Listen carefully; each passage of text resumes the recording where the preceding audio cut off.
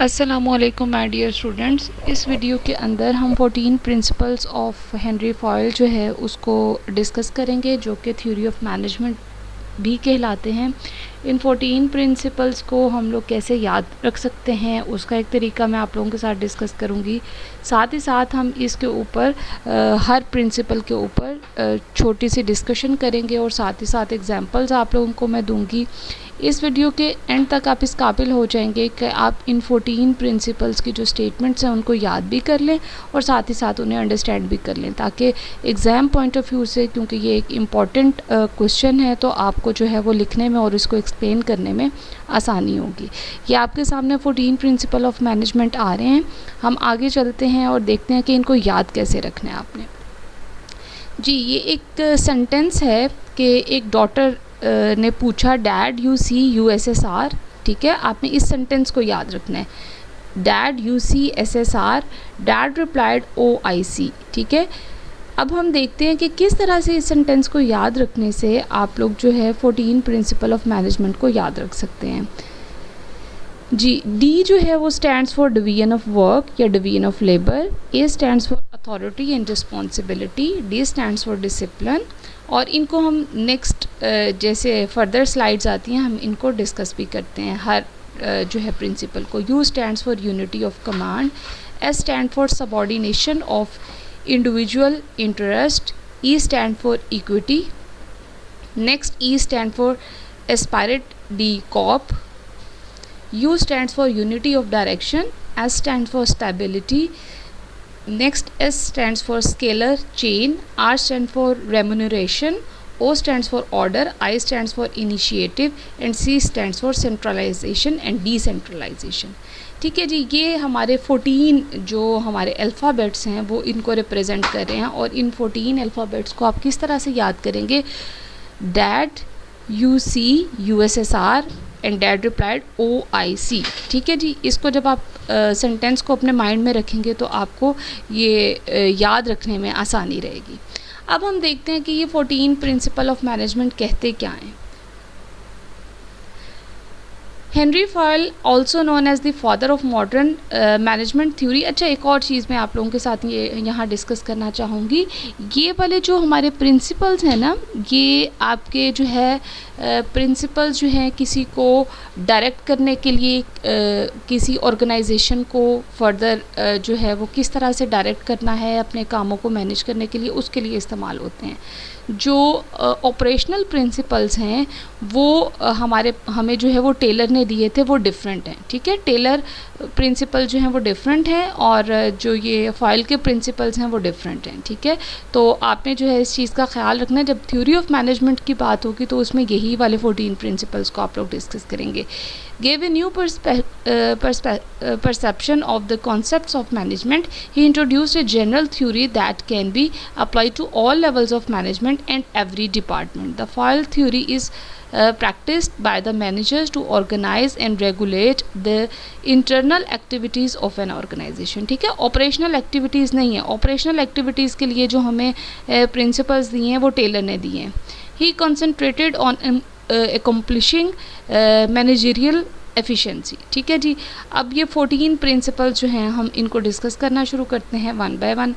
Division of work क्या है? Division of work ये है कि जो भी आपकी ऑर्गेनाइजेशन में लोग काम कर रहे हैं उनका काम डिवाइड होना चाहिए, ताकि जब डिवीजन ऑफ वर्क होगी तो उससे एफिशिएंसी इंप्रूव होगी, उससे जो है आपकी जो है प्रोडक्टिविटी बढ़ेगी। ठीक है, तो उसने पहला प्रिंसिपल जो दिया वो था डिवीजन ऑफ वर्क। दूसरा जो था अथॉरिटी एंड रिस्पॉन्सिबिलिटी। बेसिकली ये है balancing between the authority and responsibility, कि आपकी जो आप अगर अपने जो है वर्कर्स जो हैं उनको अगर किसी तरह की अथॉरिटी देते हो तो उनको रिस्पॉन्सिबल भी ठहराएंगे। यानी इन दोनों चीज़ों में, अथॉरिटी और रिस्पॉन्सिबिलिटी में बैलेंस होना चाहिए। ठीक है, अथॉरिटी क्या है? To give orders. ठीक है, रिस्पॉन्सिबिलिटी क्या है कि आप आंसरेबल होंगे उस चीज़ के, अगर कोई चीज़ जो है टाइम पे जो है कंप्लीट नहीं होती, कोई टास्क कंप्लीट नहीं होता, तो इन दोनों चीज़ों में बैलेंस होना चाहिए रिस्पॉन्सिबिलिटी और अथॉरिटी में।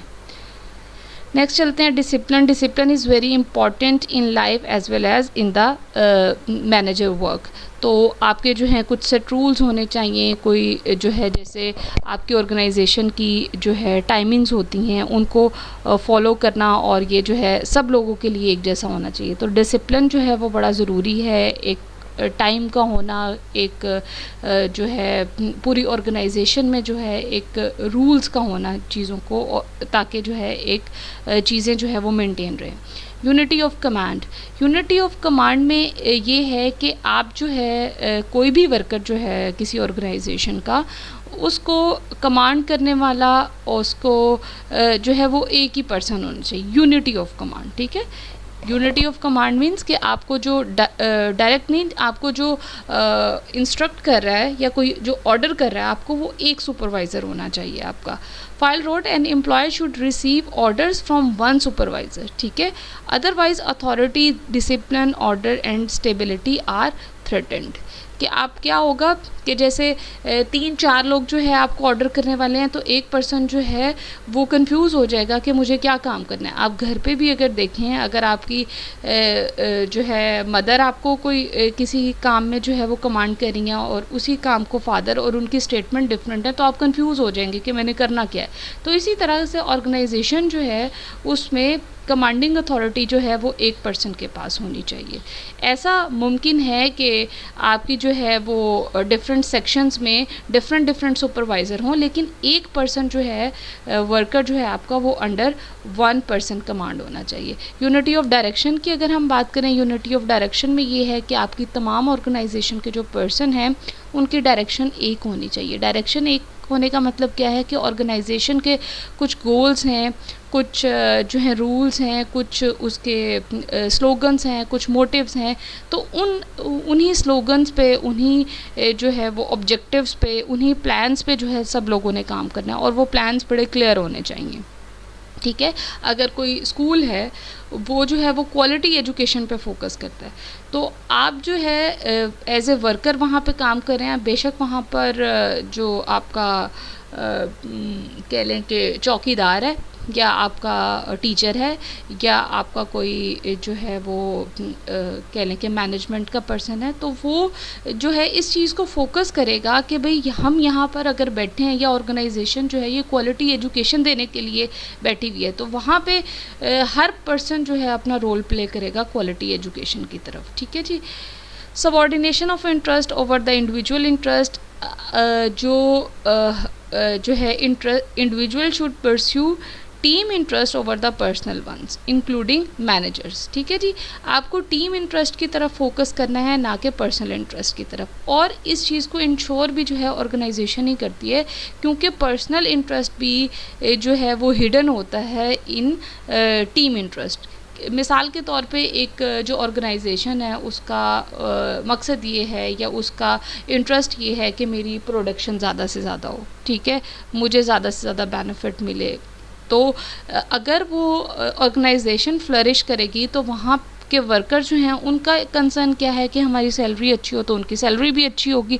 अगर जो है ऑर्गेनाइजेशन ही जो है वो डाउन जा रही है, तो वो जो है वो आपके कुछ अरसे बाद जो है वो वर्कर्स जो है अपने कम करना चाहेगी कि हम जो है इनकी सैलरीज मेंटेन नहीं कर सकते, या इस तरह से, तो उसका नुकसान जो है वो वर्कर्स को भी होगा।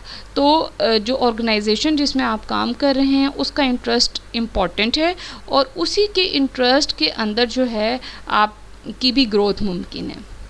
रेमुनरेशन क्या है जी, कि हर बंदा जिसकी जो कैपेसिटीज़ हैं उसके मुताबिक जो है उसे उसकी एफ़र्ट्स और उसके काम के मुताबिक जो है उसको जो है वो पैसे मिल रहे हों, उसकी सैलरी डिसाइड हो रही हो, और एम्प्लॉय की सेटिस्फेक्शन जो है इसमें बेसिकली इम्पॉर्टेंट है। कि ऐसा ना हो कि आप जो है आप लोगों को जो है वो कम पैसों पे हायर कर रहे हैं, तो क्या होगा कि वो जो है मोटिवेट नहीं रहेंगे आपकी उसके अंदर ऑर्गेनाइजेशन के अंदर, और वो छोड़ सकते हैं और अच्छी तरह से काम नहीं करेंगे। तो जिस बंदे की जितनी सलाहियत, जितनी स्किल्स हैं, उस हिसाब से जो है उसकी सेटिस्फेक्शन भी इम्पॉर्टेंट है।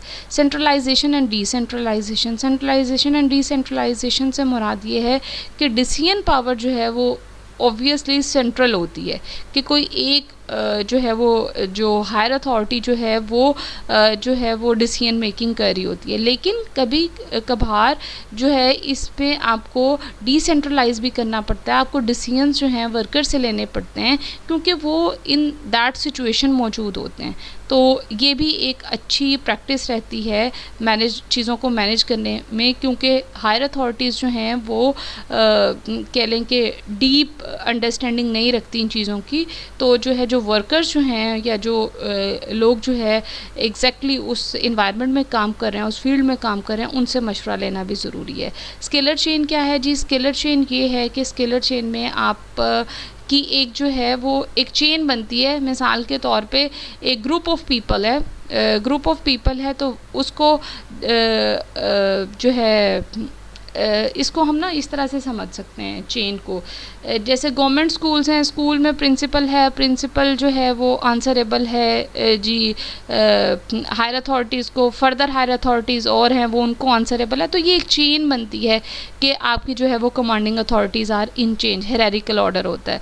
अच्छा जी, ऑर्डर तमाम चीज़ें ऑर्डर में मौजूद होना, ऑर्डर मींस मैनेज, जो डिसिप्लिन से मिलती जुलती चीज़ है कि जो है मिसाल के तौर पे चीज़ें ऑर्डरली अरेंज होंगी तो आपको जो है काम करने में आसानी रहेगी। हैफेजर्ड्स चीज़ें पड़ी हुई होंगी, हैफेजर्ड्स ऑर्गेनाइजेशन नहीं होगी चीज़ों के अंदर, तो क्या है काम करना मुश्किल हो जाएगा, मैनेज करना मुश्किल हो जाएगा। इक्विटी मींस के मैनेजर का रोल ये है, मैनेजर को इस चीज़ को फॉलो करना चाहिए कि उसका रवैया जो है अपने तमाम एम्प्लॉयज़ के लिए एक जैसा हो, काइंडनेस उसके रवैये में हो, जस्टिस हो। इसके साथ साथ जो है वो ये हमारा स्टेबिलिटी ऑफ टेन्योर है, स्टेबिलिटी होना ज़रूरी है। स्टेबिलिटी से क्या मुराद है कि जो है आपकी इमीडिएट बेसिस पे हायरिंग एंड फायरिंग ना हो रही हो, आप जो लोग आप लोगों के आपके पास मौजूद हैं उनको आप जो है सस्टेन करवाने की कोशिश करें, उन्हें खुश रखें और जो है उनकी तारीफ़ करें,